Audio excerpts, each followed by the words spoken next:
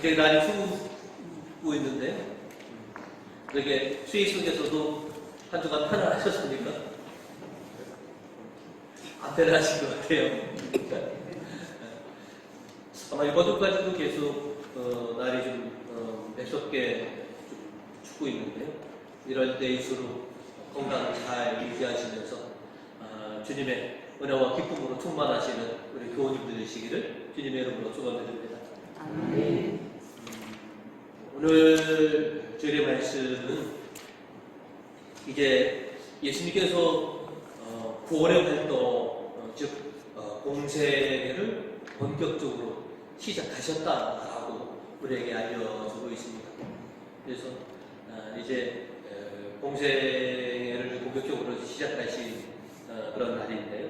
그래서 오늘은 빛을 비추리라라고 하는 제목으로 은혜를 나누고자 합니다.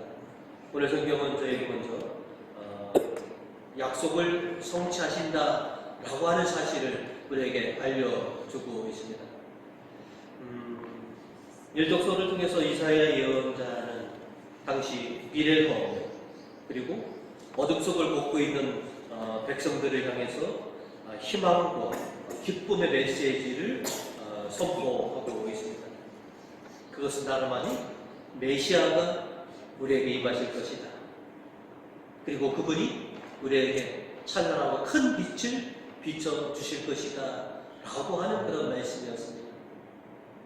이사야서 오늘 1절로 보시면 어둠 속을 헤매는 백성이 큰 빛을 볼 것입니다. 깜깜한 땅에 사는 사람들에게 빛이 비춰올 것입니다 라고 이렇게 이사야 예언자는 말씀을 전했습니다. 이 이사야 예언자의 말씀이 또 하나님의 약속이 결국 예수 그리스도를 통해서 성취되셨습니다. 그 사실을 복음 16절은 우리에게 이렇게 말합니다. 어둠 속에 앉은 백성이 큰 빛을 보겠고 죽음에 그늘진 땅에 사는 사람들에게 빛이 비치리라 하신 말씀이 이루어졌다. 이사야를 통해서 약속하신 그 약속이 결국 예수 그리스도를 통해서 성취되었음을 우리들에게 전해주고 있습니다. 하나님께서 하신 약속은 반드시 성취가 됩니다. 하나님께서 하신 말씀은 반드시 이루어진다라고 하는 것이지. 이처럼 하나님의 말씀은 반드시 성취되고 하나님의 약속은 반드시 이루어지기 때문에 이 약속과 이 성취가 우리들에게는 큰 희망이고 큰 기쁨이 됩니다. 하나님께서 우리에게 전하신 모든 말씀들이 성취되는구나 라고 하는 그런 희망과 기쁨을 우리가 가질 수 있기 때문에 그렇습니다. 하나님의 약속은 옛 시대에도 성취되었고 그리고 오늘도 그리고 미래에도 하나님의 약속은 반드시 성취되고 이루어진다라고 하는 것을 우리들에게 확신 있게 전해주고 있습니다. 이제 이 땅에 빛으로 오신 예수님께서는 30년을 우리가 똑같은 그런 인간의 처지를 배우셨고 비로소 이제 당시께서 이 땅에 오신 본연의 사역을 이제 비로소 오늘 시작하게 되신 것이죠. 그 시작의 장소가 어디냐 하면 당시 이스라엘의 모든 정치, 종교, 행정의 중심지였던 예루살렘이 아닌 모든 이로부터 소외되고 모든 이로부터 그렇게 천대받던 그 지역으로 예수님께서는 가시게 됩니다. 그것이 곧 갈릴레아인 것이죠. 그곳에서 예수님께서는 본격적으로 사역을 시작하십니다. 오늘 복음 12절은 그 사실을 우리에게 이렇게 전해주고 있습니다. 요한이 잡혔다는 말을 들으시고 예수께서는 다시 갈릴레아로 가셨다라고 이렇게 우리에게 말하고 있습니다. 예수님보다 먼저 이 땅에 와서 주님의 길을 예비했던 그 세례자 요한이 이제 체포되고 구금이 되었습니다. 400년이라고 하는 긴 암흑 끝에 한 줄기 빛처럼 하나님의 말씀을 전했던 요한이 이제 더 이상의 사역을 하지 못하게 되었던 그 순간, 이제 당신의 길을 예비하였던 조역자였던 요한이 빛이 사그라들자 이제 이 땅에 큰 빛으로 오셨던, 그리고 참된 빛이신 주역이신 예수께서 비로소 등장하시게 된 거다라고 하는 것이죠. 그리고 당신이 빛으로서 우리와 온 세상을 향해서 말씀을 선포해 주셨는데, 그 말씀의 첫 마디가 바로 17절입니다. 이때부터 예수께서는 전도를 시작하시며 회개하여라, 하늘나라가 다가왔다 하고 말씀하셨습니다. 당신의 공생애를 시작하시면서 선포한 첫 말씀이 바로 회개하여라, 하늘나라가 다가왔다라고 하는 것이죠. 이 말씀은 당신보다 먼저 와서 당신의 길을 준비한 요한이 외쳤던 회개하라 하고 하는 말씀을 그대로 계승하신 것이죠. 요한이 회개하라고 외친 것처럼 예수님께서도 빛으로서 당신의 첫 사역을 시작하신 그 말씀이 바로 회개하여라라고 하는 것이죠. 이는 옛적의 백성들이나 오늘 살아가는 우리들이 바로 하나님께로 모두 돌아서야 한다라고 하는 것이죠. 회개라고 하는 것은 아주 쉽습니다. 하나님께 향하고 있느냐, 하나님께 돌아서야 한다, 이것이 곧 회개의 것이죠. 하나님의 선택된 민족이라고 자부하는 백성들아, 하나님께로 돌아서라. 주님을 통해서 자녀된 백성들아, 너의 마음과 생각과 너의 몸이 모두 주님께로 향하고 있는다, 그리해야 한다라고 외치고 계신 것이죠. 빛이신 그리스도는 우리로 하여금 하나님께 향하는 그런 삶을 살도록 그렇게 힘주어 선포하셔야 되는 것이죠. 이제 당신과 더불어 밝고 환한 인생을 함께 설계해 가자라고 그렇게 힘주고 외치고 계시는 겁니다. 하늘나라가 다가왔다. 아니, 하늘나라가 당신과 더불어 시작되었다라고 하는 것이죠. 하늘나라는 아주 쉽습니다. 주님과 함께 하는 것이 곧 하느님 나라, 주님과 함께 걸어가는 길이 곧 하느님 나라라고 하는 것이죠. 이제 당신께서 이 땅에 오셨으니 당신과 더불어 함께 살아가는 그런 인생이 되고, 참 빛으로 이 땅에 오셨으니 그 빛과 함께 살아가는 인생이 되어라 라고 우리를 부르시고 계시는 것이죠. 오늘날에도 수많은 사람들이 이 땅에 오신 그리스도를 모르고 살아가는 분들이 참으로 많이 있습니다. 예수님 없이도 얼마든지 행복할 수 있고, 그리스도 없이도 얼마든지 잘 살 수 있다라고 그렇게 생각을 가지고 살아가는 분들이 참으로 많이 있습니다. 그러나 우리는 압니다. 주님이 없는 인생, 주님께서 멀어진 인생이 얼마나 힘든 삶을 살아가고 있는지 너무나 잘 알고 있습니다. 그리고 주님과 더불어 살아가는, 주님과 함께 살아가는 인생이 참 행복한 인생이다 라고 하는 것을 우리가 알기에, 그래서 늘 우리는 주님과 함께 주님의 길을 걸어가고 있는 것이죠. 주님을 모시고 살아가는 인생, 진정한 해방과 진정한 자유를 우리가 누리게 될 것입니다. 그래서 주님께서 우리를 부르시는 것이죠. 어둠 속에서 살아간다는 것은 참으로 많은 죄악과 또한 두려움의 연속인 것입니다. 그러나 빛 속에서 살아간다는 것은 참으로 우리가 나아가야 할 곳이 어디인 것이고 또 이 세상을 훤하게 우리가 볼 수 있기 때문에 그래서 우리는 항상 빛 가운데 살아가야 하는 것이지. 이렇게 주님께서는 우리가 빛 가운데 살도록 번영과 자유를 누리도록 우리를 부르시고 계신 것이지. 참으로 감사하게도 하나님께서 하신 모든 것들이 또 하나님의 약속과 하나님의 말씀이 반드시 성취되는 것처럼 우리들에게 하신 말씀도 반드시 성취된다는 것을 믿습니다. 우리에게 전해주신 말씀은 반드시 이루어진다는 것을 믿습니다. 그래서 이 땅에 강세하신 주님, 그리고 그 주님이 우리들에게 말씀과 약속을 남겨주셨습니다. 언젠가는 모르겠지만 반드시 하나님의 말씀과 약속은 성취된다라고 하는 이런 확신을 가지고 이런 희망을 가지고 기쁨으로 현세를 헤쳐나가시는 복되신 교우님들 되시기를 주님의 이름으로 축원드립니다. 오늘 성경은 저희들에게 주님께서는 새 인생으로 부르신다라고 하는 것을 우리에게 말씀해 주고 있습니다.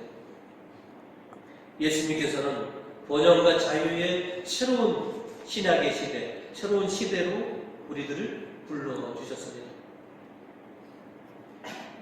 구원 사역을 시작하시면서 힘든 인생을 헤쳐가는 우리들을 이제 당신께서 부르시더라는 것이죠. 그래서 당신께서 공생애를 시작하시면서 첫 번째로 하신 말씀이 회개하여라라고 하는 것이 첫 번째로 부르신 사람들이 각박한 인생을 헤쳐나가는 4명의 어부였습니다. 오늘 복음 17절과 18절, 19절과 20절을 우리에게 그 사실을 이렇게 얘기합니다. 예수께서 그들에게 나를 따라오라. 내가 너희를 사람 많은 어부로 만들겠다 하시자 그들은 곧 그물을 버리고 예수를 따라갔다라고 했습니다. 어떻게 해서 이 4명의 어부는 주님의 말씀을 듣는 그 즉시 예수님을 따라갈 수 있었을까라고. 아마도 이 사람들은 각박한 삶 속에서 늘 희망을 품고 살아왔던 사람들인 겁니다.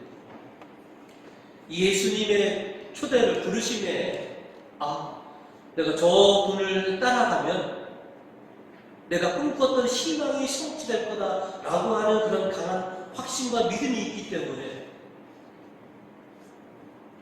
예수님께서 그들을 부르시자 그들은 주저하지 않고 예수를 따라가게 됐던 것이죠.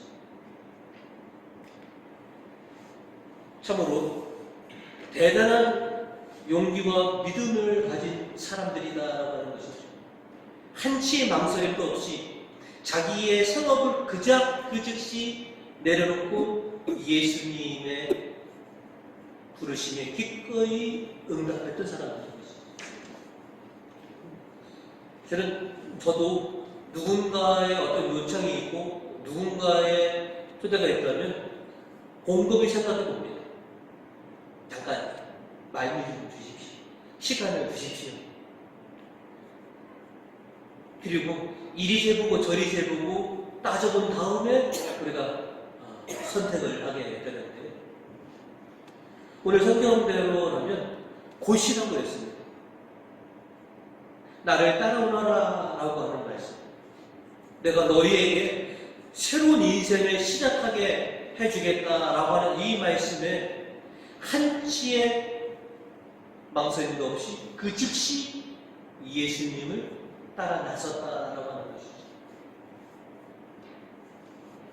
그만큼 이 4명의 제자들에게는 예수님을 통해 새로운 희망을 받기 때문에 또 자신을 부르시는 주님에 대한 그런 믿음과 확신이 있었기 때문에 주저없이 주님의 말씀을 기꺼이 따르는 그런 순종의 모습을 우리에게 보여주신 것이죠.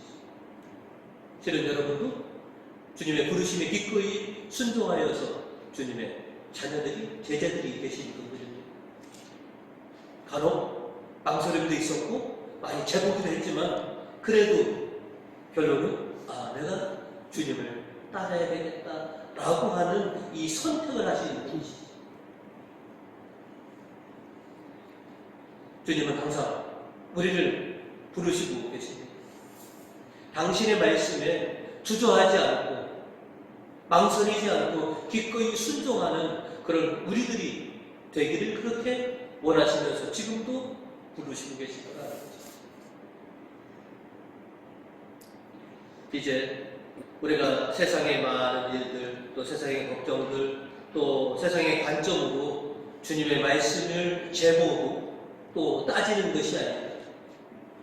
기꺼이 주님의 부르심을, 주님의 말씀에 기꺼이 순종하여서 그 즉시 응답하는, 순종하는 그런 우리 본인들 되시기를 주님의 축원드립니다. 아멘. 주님을 따른다는 것, 주님의 부르심에 응하여 산다는 것은 여러분 지금껏 살아오셨지만 결코 쉽지 않습니다. 신앙생활 힘듭니다.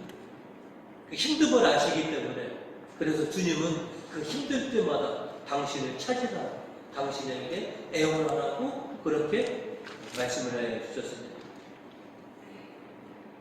오늘 시편 27편 8절로 뭐라고 말씀하셨느냐면 이렇게 말씀하셨습니다. 나를 찾으라 말씀하셨으니 내 마음 그대로 아뢰옵니다. 주여 이제는 당신을 뵙게 하소서. 너희가 무슨 일이 있으면 이 삶 속에서 곤고하고 힘들고 어려울 때 나를 찾아, 나를 부르라. 기꺼이 내가 응답해 주리. 실은 그래서 우리가 아는 대로 예수님께서 공생의 3년 내내 당신의 이름을 부르는 자들 단 한 사람도 외면하지 않으셨습니다. 기꺼이 그들의 그 부르짖음에 응답해 주셨습니다. 소외되는 나약하고 병들고 고통 중에 있는 자들의 그 부르짖음에 주님께서는 기꺼이 응답해 주셨습니다. 그리고 그들을 온전한 삶으로 회복시켜 주셔서 새로운 인생을, 새로운 삶을 그렇게 살아갈 수 있게끔 해주셨다는 것이죠. 오늘 복음 23절로 보시면 예수께서 온 갈릴레아를 두루다니시며 회당에서 가르치시고 하늘나라의 복음을 선포하시며 백성 가운데서 병자와 허약한 사람들을 모두 고쳐 주셨다라고 했었습니다. 2000년 전 이 땅에 오셨던 예수님께서는 당신의 그 구원 사역 중에서 고통받고 있는 이들, 또 나약하고 또 병중에 있는 자들을 기꺼이 위로해 주셨고 그들을 온전한 삶으로 회복시켜 주셨습니다.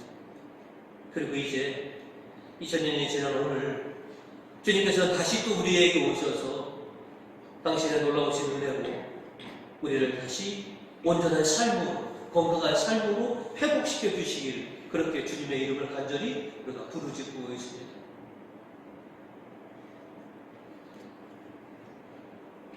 우리 교회에는 연세들이 많으셔서 고통 중에 있는 분들이 참으로 많이 계십니다.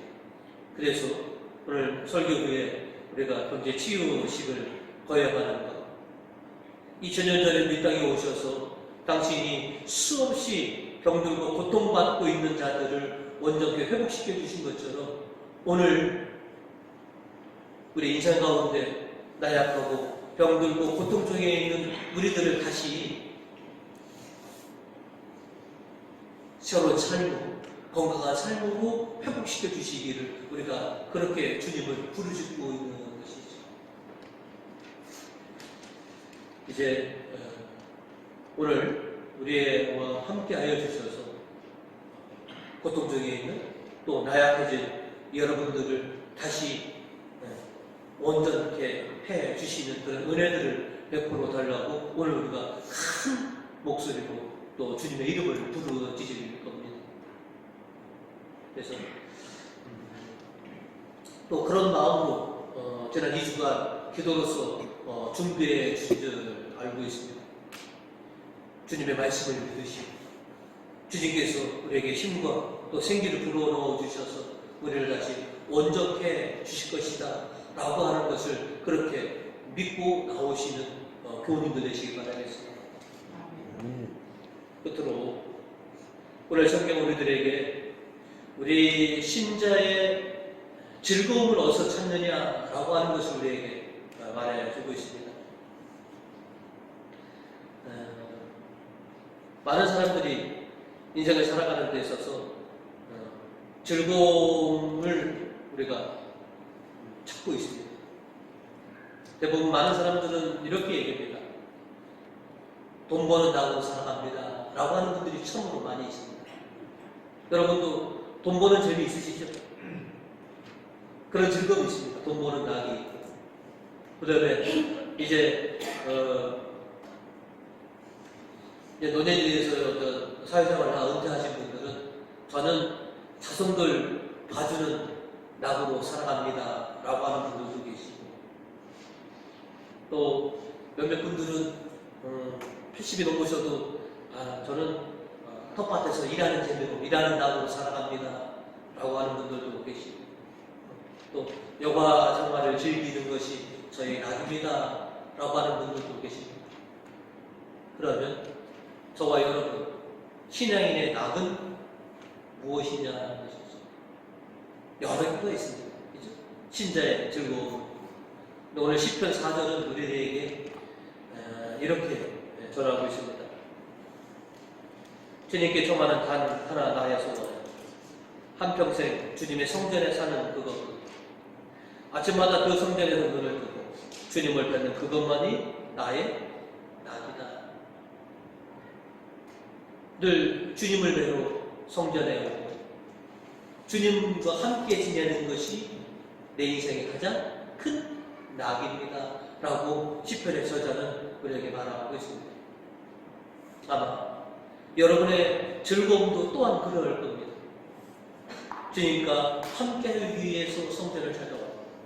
또 이 성전에서 주님과 함께 살아가는 것이, 주님과 함께 보내는 것이 정말로 신자의 즐거운 것을 우리가 알기에 오늘도 이렇게 주님 앞에 나왔습니다. 나는 무엇으로 내 즐거움을 찾느냐? 내 사는 낙이 뭔가? 나는 무슨 낙으로 살아가느냐라고 합니다. 늘 주님과 함께 동행하는 그런 즐거움, 주님의 말씀을 기꺼이 하나씩 하나씩 따라가는 그런 즐거움, 주님과 친밀해지는 그런 즐거움, 그것이 나의 낙이다 라고 이렇게 자랑하시는 그런 우리 교우님들이 되셨으면 합니다. 그리고 주님께서 나를 온전히 해주셨습니다. 주님께서 나에게 생기를 불어넣어 주셨습니다. 주님께서 저를 온전히 해주셨습니다 라고 하는 이런 기쁨을 누릴 수 있는 우리 교우님들 되시기를 주님의 이름으로 축원드립니다. 아멘.